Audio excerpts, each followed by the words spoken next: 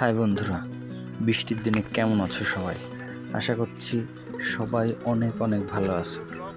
আমি যখন ভারতে ছিলাম তখনকার ব্লগ এটা হচ্ছে মনোজ দা, যে কিনা আসলে সত্যি একজন ভালো মানুষ। তো তারই আজকে একটা ট্রিট দেবে। তো আমার সাথে আছে বরুণ দা এবং মনোজ দা আজকে একটু আচার খাওয়ার ট্রিট দিচ্ছে, সাথে আমার বড়দা বরুণ দা। এখন হচ্ছে মনোজ দা তার ইলেকট্রিক বাইকটা বের করছে, যেটা আসলেই দেখতে একদম ইলেকট্রিক বাইক মনে হচ্ছে না, অনেক গ্ল্যামারাস এবং সত্যি দেখতে অনেক সুন্দর। আর পিছনে আমি আছি দাদার আরটি এর বাইকটা নিয়ে, আমি চালাচ্ছি। ওদিকে বৃষ্টি পড়ছে, আমরা সুন্দর ছোট পথ দিয়ে যাচ্ছি। এখন আমরা আচার খেতে যাচ্ছি।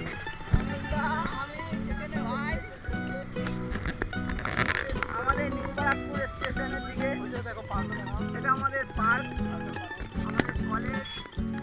আমরা মূলত নিউ বারাকপুর স্টেশনের দিকে যাচ্ছি, যেখানে এই স্পেশাল আচারটা বানানো হয় এবং সেখানেই আমরা এই বৃষ্টির সময় খেতে যাচ্ছি। মনোজ দা আমাকে বারবার বলছিল আরও অন্যান্য জিনিস পরীক্ষা করে দেখতে, অর্থাৎ খাবার যে জিনিসগুলো। তো তারপরে স্পেশালি বৃষ্টি পড়লো, সেই মুহূর্তে মনোজ দা অফার করলো যে চলো আমরা সবাই মিলে একটু আচার খেয়ে আসি। সেই সুবাদেই আমরা আচার খেতে চলেছি। রাস্তাটা একদম শহরের মধ্যে থেকে ছোট রাস্তা, সেখান থেকে আমরা যাচ্ছি। দাদার ইলেকট্রিক বাইকে বরুণদার মনোজদা, আর আমি পিছনে দাদার আরটিএর বাইকটা নিয়ে চালাচ্ছি। যেহেতু নতুন রাস্তা, দাদার নতুন বাইক, তো আমার একটু আসতে পিছনে লেট হচ্ছিল।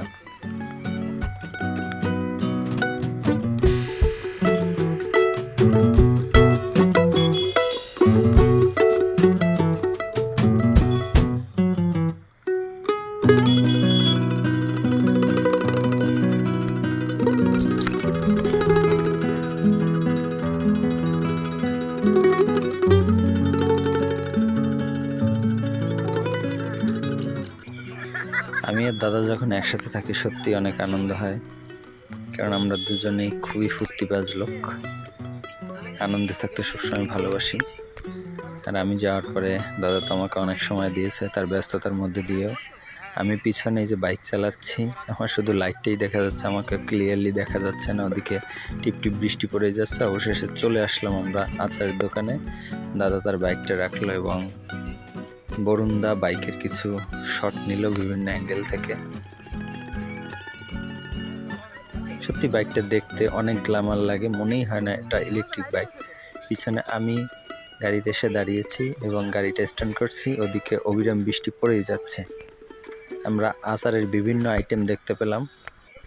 আমাদের দুটো আচার খেতে দিল, একটা চালতের আচার, একটা আমের আচার। তা আমি চালতের আচারটাই বেশি খেলাম। সত্যি অসাধারণ লেগেছিল এখানের চালতের আচারটা। অন্য যে আচারটা ছিল আমরা এক প্যাক নিলাম বাড়ির জন্য।